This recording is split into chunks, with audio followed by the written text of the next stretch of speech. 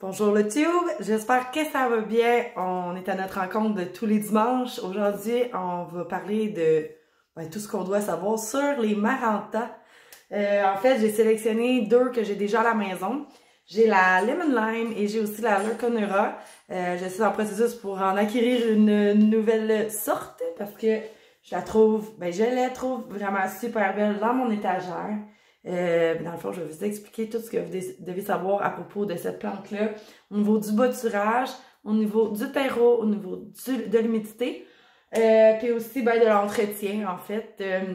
C'est une plante qui est quand même pas vraiment difficile, honnêtement.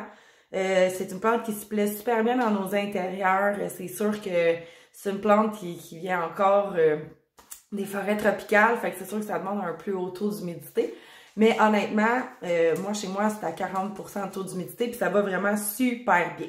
Ce que je fais, dans le fond, quasiment tous les jours, je prends un push-push puis je les brumise. Fait que ils ont leur petit taux d'humidité juste pour elles à tous les matins. Par contre, il n'y a pas d'humidificateur que je mets à côté pour aider, dans le fond, l'environnement. Ils sont tels quels comme ça dans mon étagère. Pour ce qui est, dans le fond, de l'entretien tout court, c'est la Maranta. C'est une feuille, je vais peut-être vous montrer celle-là, là, ici, parce que c'est plus, on voit mieux. Mais c'est une plante qui est un ramasse-poussière un petit peu.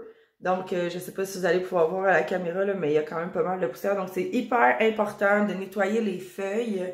Moi, perso, je prends quelque chose qui est super naturel, c'est de l'eau de savon puis du jus de citron. Super comme bien ordinaire. Vous pouvez prendre une petite guenille en microfibre ou si jamais vous avez des gants à la maison en microfibre, ça peut faire la job. Mais honnêtement, je me donne pas autant de mal. Je prends vraiment, juste une guenille en microfibre. J'ai aspergé toute la plante dans le fond de ce mélange-là. Puis après ça, je passe ma guenille dessus délicatement pour essayer d'enlever le maximum de poussière sur les feuilles. Dans le fond, parce qu'il faut qu'elle continue quand même à faire la photosynthèse. Fait que c'est quand même assez important qu'elle garde un feuillage assez comme propre. Ensuite, qu'est-ce qu'on pourrait dire? Au niveau de l'arrosage, moi, c'est un arrosage quotidien à tous les dimanches. Je pense que je vous en avais déjà parlé dans un autre de mes vidéos. J'arrose mes plantes tous les dimanches et ce, sans exception. Fait que ça leur donne un arrosage régulier. Si jamais je vois qu'au travers de la semaine, la plante demande un petit peu plus, ça me dérange pas. Je vais la réarroser, mais en normalité, je m'occupe pas de personne dans la semaine, à part de ceux qui sont dans ma serre de l'espace, pour ceux qui l'ont vu. Fait que, ouais. Fait que c'est ça. Fait que dans le fond, ça demande pas grand-chose. Au niveau de l'engrais, moi, là, on est au printemps, là, je mets un demi-bouchon d'algues marines sur 1 litre d'eau environ. Donc, ça aide vraiment les plantes, mais je le fais seulement une fois par mois parce qu'elles ne sont pas sous lampe horticole ni sur néon, là. Fait qu'ils ils ont juste la lumière naturelle, les Maranta, à la maison. Si jamais vous êtes sous lampe, je vous suggère fortement de donner un petit peu plus d'engrais à vos plantes. Je voudrais dire, en ce sens, c'est que ce serait à l'année. Quand les plantes sont sous lampe, dans le fond, c'est que c'est comme s'ils étaient à l'été tout le temps. Fait qu'ils tombent jamais en dormance. Fait que c'est super important de leur apporter des nutriments. Puis vous allez voir que même sous lampe, ils grandissent vraiment vite puis ils font beaucoup de nouvelles feuilles. Ce qui n'est pas vraiment le cas en hiver si vous les mettez pas sous lampe. Donc en hiver, moi honnêtement, je donnerais pas d'engrais. Vous pouvez en donner si vous sentez que la plante a vraiment puisé tous ses nutriments dans la terre ou qu'elle est due pour un rempotage, là, puis que vous pouvez pas le faire, là, mettons, là. Mais autrement, moi, je vais avec un demi-bouchon sur 1 litre, puis je mets pas 1 litre d'eau dans mes plantes, fait que c'est vraiment bien dilué. Ça, c'est pour l'engrais que j'apporte à mes Maranta. En fait, au niveau du terreau, les Maranta aiment un terreau qui est vraiment drainant, fait que c'est hyper important, si jamais vous faites le rempotage, de mélanger ça avec de la vermiculite. Ça aime aussi un terreau un peu chunky, fait que vous pourriez mélanger en fait un terreau de plantes tropicales avec de la vermiculite mélangée avec un petit peu de terreau à orchidée. Pas trop non plus, honnêtement, là, elle veut pas avoir des racines trop aérées non plus. Mais elle aime que, dans le fond, on veut que le terreau garde l'humidité, mais vraiment comme pas tant que ça. On veut que ça draine quand même. Fait que, ouais. Fait que moi, j'irais pour peut-être comme... un jour, on en reparlera. Non, mais sans joke, si, mettons, je devais faire un mélange demain matin, je mettrais peut-être un quart en terreau d'orchidée. Puis je ferais comme le restant moitié de vermiculite et de terre.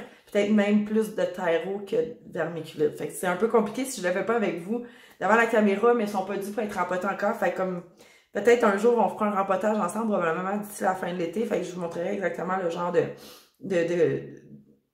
comment tu dis ça, de grade que je mets dans mon terreau pour que ça aille dans le fond à ce qu'il soit vraiment bien drainé. Ensuite, au niveau du bout de tirage, comme vous pouvez voir, j'ai déjà fait du bout de tirage. C'est hyper facile, les Maranta, pour vrai, là. Si vous en avez à la maison, vous les trouvez belles, mais vous les trouvez trop longues, ça va super bien bouturer ça. Ça prend du temps avant que ça fasse des racines, mais honnêtement, comme vous voyez, ça vit super bien en eau. Fait que je vais prendre, mettons, celle que vous risquez de mieux voir, dans le fond, comment que ces tiges sont faites. En fait, la Maranta a fait des nœuds. Puis, un peu à la manière d'un V, je vais vous en trouver un. On aurait le V qui est juste ici. La boule au centre ici, c'est un nœud. Fait qu'il faut couper en dessous. Fait qu'environ, tu sais, à la moitié chemin. Fait qu'ici, je pourrais me faire facilement une bouture de 3 feuilles. Donc, vous coupez au ciseau, ou sinon vous pouvez couper avec un X-Acto, là, une lame qui est vraiment tranchante, qui coupe d'un trait. Parce que, ben, tu sais, vous voulez pas comme... Ouais, c'est ça. Vous pouvez mettre un peu de cannelle aussi au bout pour vous assurer qu'il n'y ait pas de maladies fongiques qui viennent attaquer, dans le fait, la place où ce que vous avez coupé, qui pourrait infecter la plante ou quoi que ce soit. Puis ensuite, dans le fond, ce que vous pouvez faire, c'est le mettre dans de l'eau. Moi, c'est bien important que ça soit dans l'eau distillée. Parce que la Maranta, comme tous ces congénères qui sont les Calathea, ils aiment vraiment pas l'eau du robinet. Fait que si vous avez de l'eau ou de l'eau qui est chlorifiée, là, je m'excuse pour mon chien. De l'eau c'est ça, de l'eau qui est chlorifiée, ça va brûler le feuillage, puis ça va aussi brûler votre plante. Fait que, genre, c'est vraiment super important que ça soit de l'eau distillée. Puis là, comme vous pouvez voir, dans mon pot, ça a déjà commencé à faire des racines. Je sais pas si vous allez voir, par exemple, vu que comme c'est ça. Mais, ouais, il y a déjà quelques racines qui se sont formées. La plante, elle a été plantée, elle a été bouturée la semaine dernière, si je ne me trompe pas. Puis, ben, ça commence déjà.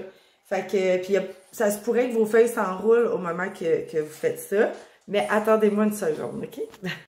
Je suis désolée. Ouais, c'est ça. Ça se pourrait que les feuilles s'enroulent dû au choc là, que vous avez, tu sais, dans le fond, coupé la plante. Puis au fait qu'elle n'ait pas encore de racines. Moi, c'est pas arrivé. Honnêtement, les feuilles vont super bien. Ils se sont pas enroulés, mais il se pourrait que, puis ça va y prendre des semaines avant que ça se redéroule.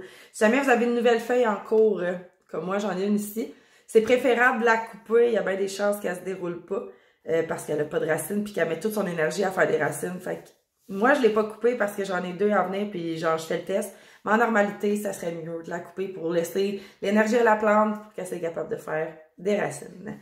Ouais, fait que ça ressemble à ça, les Maranta, honnêtement, c'est vraiment pas trop compliqué. C'est vraiment une super de belle plante. Ici, vous avez les deux qui sont dans le même pot, mais le feuillage est vraiment beau.